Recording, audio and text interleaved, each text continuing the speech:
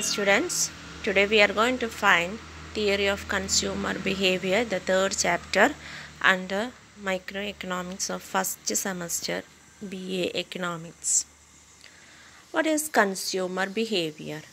A consumer attempts to allocate limited money income among various goods and services so as to maximize satisfaction. He wants to maximize his satisfaction with the limited income. So the objective function is maximize satisfaction. Constraint is limited income. Here we will find the utility. The simple meaning of utility is usefulness. In economics, utility is the capacity of a commodity to satisfy human wants. Satisfying capacity of a good or service is called utility. The want satisfying capacity of goods and services is known as utility. The term utility is coined by Jeremy Bentham. The unit of measuring utility is util. The unit for measuring utility is utils. So utility means usefulness or want satisfying capacity of good or service. Utility is introduced by Jeremy Bentham. The unit of measurement of utility is utils. There are two types of utility: cardinal utility and ordinal utility. Utility described through numbers is known as cardinal utility, that is cardinal numbers 1, 2, 3, etc. It has been used by neoclassical economist Alfred Marshall. Ordinal utility approaches states that satisfaction which a consumer derives by consumption of a product or service cannot be measured using numerical values. The consumer is ranking or ordering his preferences in ordinal numbers, that is he is giving the rank, first rank, second rank, third rank, etc.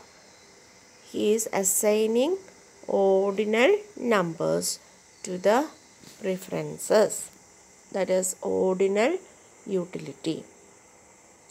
Here we are going to find total utility and marginal utility. In the table explaining number of items, total utility and marginal utility.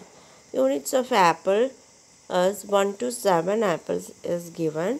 Total utility is increasing from 20, it reaches 35, 45, 50, 50 that reach the maximum, then starts declining 50, 45 and 35.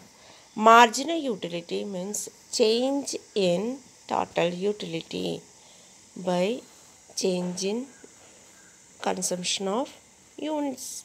So 20, the difference is not there. So 20, marginal utility for first unit is 20. Second unit, we can find the marginal utility by minusing second unit's total utility from first unit's total utility, that is 35 minus 20, that is 15. Likewise, we can find the marginal utilities. So we will get first it is 20, then starts declining, reaches 0, then negative. So we can draw diagrams related with this table. Total utility is in the upper portion, the diagram. total utility, lower it is marginal utility. The marginal utility curve, we can see that it is slopes downward and reaches 0, then negative. While total utility is starts increasing, reaches a maximum, then starts declining. Total utility and marginal utility. Total utility of a fixed quantity of a commodity is total utility derived from consuming the given amount of a commodity. The sum total of satisfaction which a consumer receives by consuming the various units of the commodity is total utility. More of commodity provides more satisfaction. Total utility depends on the quantity of the commodity consumed. TUN refers to total utility derived from consuming n units of commodity. There is a saturation point. Total utility reaches maximum, that is the saturation point, where marginal utility will be 0. So the saturation point here is here, where total utility is reaches maximum and marginal utility is 0. Then marginal utility is the change in total utility due to consumption of one additional unit of the commodity. Marginal utility of n is equal to TUN minus TUN minus 1, or change in total utility delta TU by change in the unit of consumption, that is delta X. So marginal utility is equal to delta TU by delta X. Let's see the law of diminishing marginal utility.